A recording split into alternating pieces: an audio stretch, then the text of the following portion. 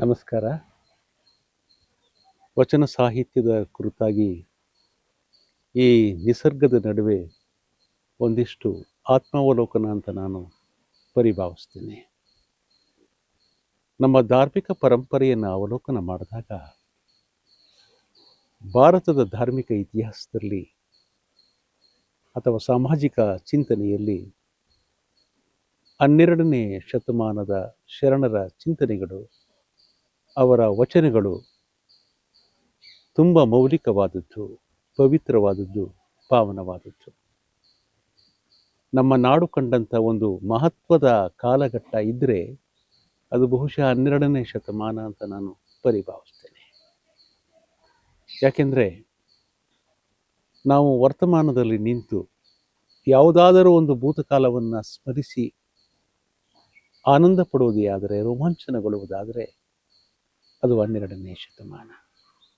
ಯಾಕೆಂದರೆ ಆ ಕಾಲಘಟ್ಟದ ಮನಸ್ಸುಗಳು ಜೀವಂತಿಕೆಯಾಗಿದ್ದು, ಜೀವಪರವಾಗಿತ್ತು. ಇವತ್ತು ನಾವು ತಾಂತ್ರಿಕವಾಗಿ, ಯಾಂತ್ರಿಕವಾಗಿ, ವೈಜ್ಞಾನಿಕವಾಗಿ ಎಷ್ಟೇ ಮುಂದುವರೆದಿದ್ದರೂ ಕೂಡ ನಾವು ನೈತಿಕತೆಯಲ್ಲಿ ಸೋತಿದ್ದೇವೆ. ಈ ನೆಲೆಯಲ್ಲೇ ನಮ್ಮ ಗಿರೀಶ್ ಕಾರ್ನಾಡರು ತಮ್ಮ ತಲೆದಂಡ ನಾಟಕದಲ್ಲಿ ಒಂದು ಮೌಲಿಕ ಮಾತನ್ನು ಹೇಳ್ತಾರೆ. ನೋಯುವ ಹಲ್ಲಿಗೆ ನಾಲಿಗೆ ಮತ್ತೆ ಮತ್ತೆ ಹೊರಳುವಂತೆ ನನ್ನ ಮನಸ್ಸು ತಟ್ಟನೆ 12ನೇ ಶತಮಾನದ ಶರಣರ ವಚನಗಳಿಗೆ ಧಾವಿಸ್ತದೆ ಅಂತೇಳಿ. ಎಂಥ ಮೌಲಿಕ ಮಾತು! ಯಾಕೆಂದರೆ ಆ ಕಾಲದ ಮನಸ್ಸು ಜೀವಪರವಾಗಿತ್ತು, ಪ್ರಕೃತಿ ಪರವಾಗಿತ್ತು, ಸಹಜ ಪರವಾಗಿತ್ತು. ಆದರೆ ಇವತ್ತು ನಾವು ಪ್ರಕೃತಿಯ ವಿರುದ್ಧ ಬದುಕ್ತಾ ಇದ್ದೇವೆ. ಅಸ್ತಿತ್ವ ಇಲ್ಲದರ ಕುರಿತು ನಾವು ತಾಧ್ಯಾತ್ಮವನ್ನು ನಾವು ಮಾಡಿಕೊಂಡಿದ್ದೇವೆ. 12ನೇ ಶತಮಾನ ಅಂತಂದರೆ ಮಾನವ ಶಕ್ತಿಯ ಪೂರ್ಣ ವಿಕಾಸಕ್ಕೆ ಕಾರಣವಾಗುವ ಮಾರ್ಗವನ್ನು ಕಂಡುಕೊಂಡಂಥ ಶತಮಾನ.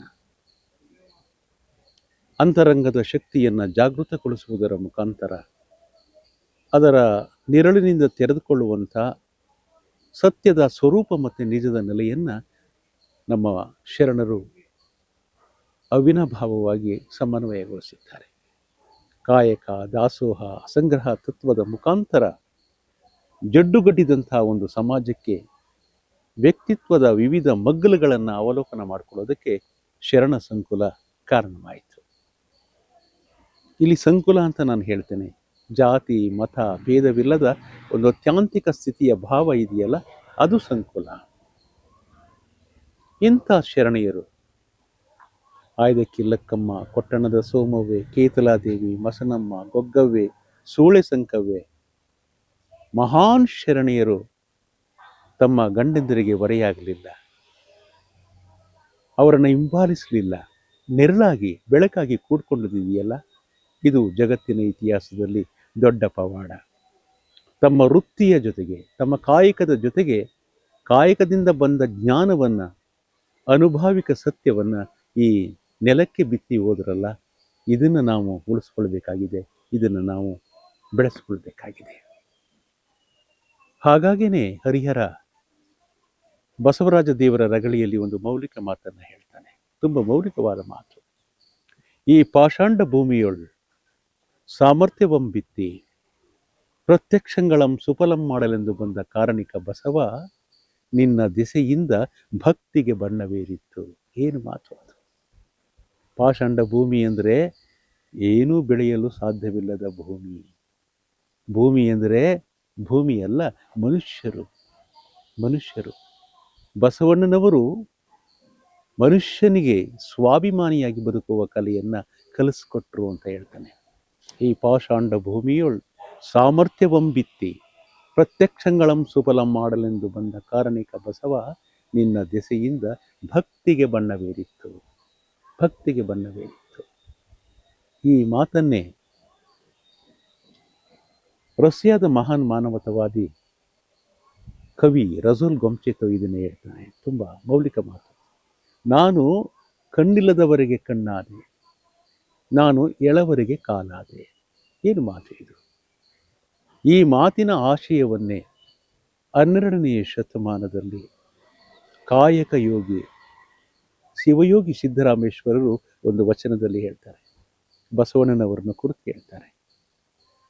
ಯಾಕಂದರೆ ಸಿದ್ದರಾಮೇಶ್ವರರು ಕಾಯಕ ಯೋಗಿ, ಅತ್ಯಂತ ಕಿರಿಯ ವಯಸ್ಸಿನ ಅವಿರಳ ಜ್ಞಾನಿ ಚೆನ್ನ ಬಸವಣ್ಣನವರನ್ನು ತಮ್ಮ ದೀಕ್ಷಾ ಗುರುವನ್ನಾಗಿ ಮಾಡಿಕೊಂಡಂಥವರು.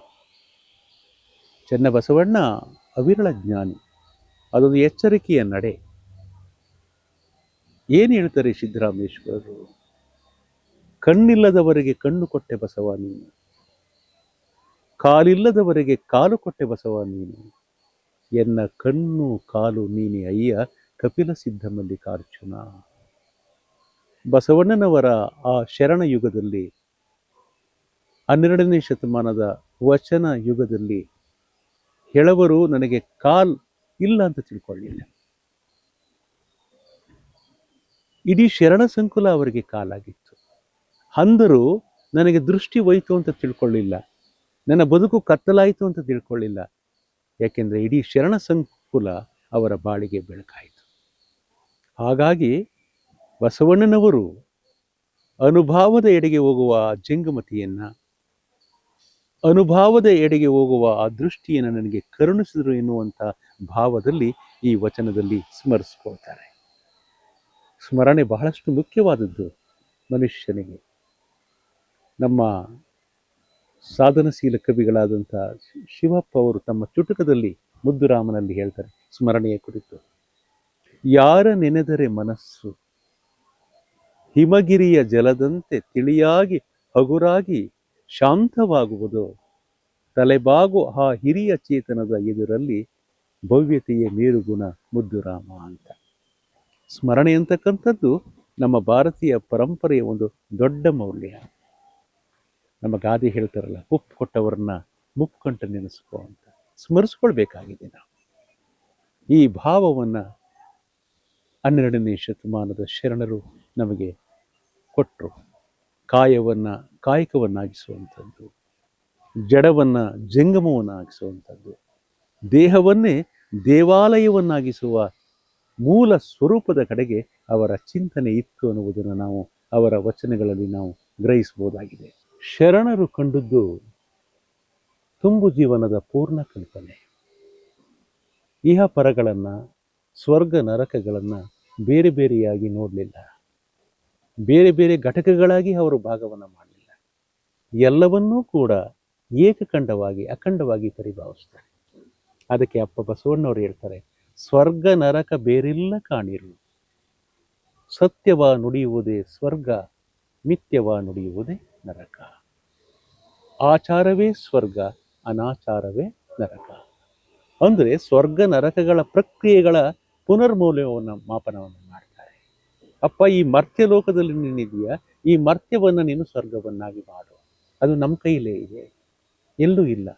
ಯಾಕಂದರೆ ಸ್ವರ್ಗದಿಂದ ಬಂದವರು ಯಾರೂ ಇಲ್ಲ, ನರಕದಿಂದ ಬಂದವರು ಯಾರೂ ಇಲ್ಲ, ವರದಿಯನ್ನು ತಂದವರು ಯಾರೂ ಇಲ್ಲ. ಯಾಕಂದರೆ ಈ ಬದುಕು ನಮ್ಮದಾಗಿದೆ.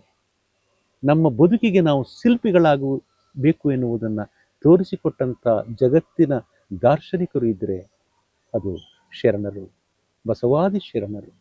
ಈ ಬಗೆಯ ಮೌಲ್ಯವನ್ನು ನಮ್ಮ ಮಕ್ಕಳು ಒಳಗೊಳ್ಳಬೇಕಾಗಿದೆ. ಇವತ್ತು ಆಧುನಿಕ ಜಗತ್ತು ಭರದಲ್ಲಿ ಸಾಗ್ತಾ ಇದೆ. ಮಕ್ಕಳು ದಿಢೀರವಾಗಿ ನಾನು ಹಣ ಮಾಡಬೇಕು, ಅಧಿಕಾರ ಮಾಡಬೇಕು, ಸಂಪತ್ತು ಕ್ರೋಢೀಕರಿಸಬೇಕು ಅನ್ನುವ ಭಾವದಲ್ಲಿ ಇವತ್ತು ಜಗತ್ತು ಆತರಿತಾ ಇದೆ.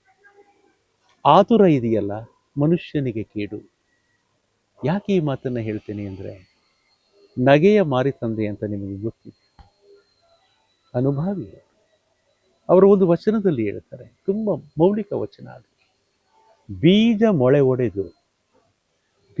ಒಡೆದು ಮೊಳಕೆ ಅಂಕುರಿಸಿದಾಗ ಎಲೆ ಎಲ್ಲಿದ್ದೀತು? ಆಧುನಿಕ ಜಗತ್ತು, ಆಧುನಿಕ ಮಕ್ಕಳು, ಆಧುನಿಕ ಯುವಕರು ಇವತ್ತು ದಿಢೀರ್ ಶ್ರೀಮಂತರಾಗಬೇಕು, ದಿಢೀರ್ ಆಸ್ತಿಯನ್ನು ಮಾಡಬೇಕು, ದಿಢೀರ್ ಬೆಳವಣಿಗೆ ಆಗ್ಬಿಡ್ಬೇಕು ಅನ್ನುವ ಒಂದು ಭರದಲ್ಲಿ ಸಾಕ್ತಾ ಇದ್ದಾರೆ. ಇದು ದುರಂತದ ವಿಷಯ. ಇದಕ್ಕೆ ಉತ್ತರವಾಗಿ ನಗೆಯ ಮಾರಿತಂದೆ ಎಂಬ ವಚನಕಾರರು ಒಂದು ವಚನದಲ್ಲಿ ಹೇಳ್ತಾರೆ. ಎಷ್ಟು ಸುಂದರವಾಗಿದೆ ಅಂದರೆ, ಬೀಜ ಒಡೆದು ಮೊಳಕೆ ಅಂಕುರಿಸುವಾಗ ಎಲೆ ಎಲ್ಲಿದ್ದಿತು? ಎಲೆ ಎಲ್ಲಿತ್ತು? ಮೊಳಕೆ ಒಡೆಯುವಾಗ ಎಲೆ ಕಾಣಲ್ಲ ನಿಮಗೆ, ಹೌದಲ್ಲ? ಎಲೆ ಸುಳಿಬಿಟ್ಟು ಕಮರುವಾಗ ಶಾಖೆ ಎಲ್ಲಿದ್ದಿತು? ಎಲೆ ಬರುವಾಗ ಶಾಖೆಗಳು ಕಾಣಲ್ಲ. ಶಾಖೆ ಕವಲೊಡೆದು ಪುಷ್ಪ ತಲೆದೋರುವಾಗ ಫಲವೆಲ್ಲಿದ್ದಿತು?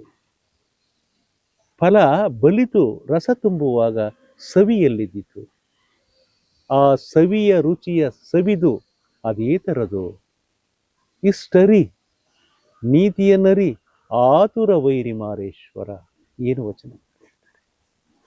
ಇದು ನೀತಿ. ನಿಧಾನವಾಗಿ ಹಂತ ಹಂತ ಹತ್ಕೊಂಡು ಹೋಗೋದಿದೆಯಲ್ಲ, ಇದು ನಿಜದ ಸ್ಥಿತಿ. ಇಷ್ಟರಿ ನೀತಿ ಏನರಿ, ಇದೇ ನೀತಿ. ಯುವಕರಿಗೆ ನೀತಿ ಅಂದ್ರೆ ನಿಧಾನವಾಗಿ ಹತ್ತುವಂಥದ್ದು. ಆತುರ ವೈರಿ ಮಾರೇಶ್ವರ. ಆತುರಕ್ಕೆ ವೈರಿ ಆಗ್ತಾನೆ. ಯಾಕಂದ್ರೆ ಇಲ್ಲಿ ಸಹನೆ ನಮ್ಮದಾದರೆ ಸಕಲವೂ ನಮ್ಮದಾಗ್ತದೆ, ಹೌದಲ್ಲ? ಆ ಸಹನೆಯನ್ನು ನಾವು ರೂಢಿಸ್ಕೋಬೇಕಾಗಿದೆ. ಈ ಕ್ರಮವನ್ನು ನಾವು ಅರಿತರೆ, ಒಂದು ನಿಸರ್ಗದ ಕ್ರಮವನ್ನು ನಾವು ಅರಿತರೆ ಮನುಷ್ಯ ಬದುಕಿನಲ್ಲಿ ಶಾಂತತೆಯನ್ನು ಪಡ್ಕೊಳ್ಳೋಕೆ ಸಾಧ್ಯ ಇದೆ, ಒಳ್ಳೆಯ ನಿಷ್ಪತ್ತಿಯ ಫಲವನ್ನು ಪಡ್ಕೊಳ್ಳೋಕೆ ಸಾಧ್ಯ ಇದೆ ಅಂತ ಈ ಸಂದರ್ಭದಲ್ಲಿ ಹೇಳ್ತೀನಿ.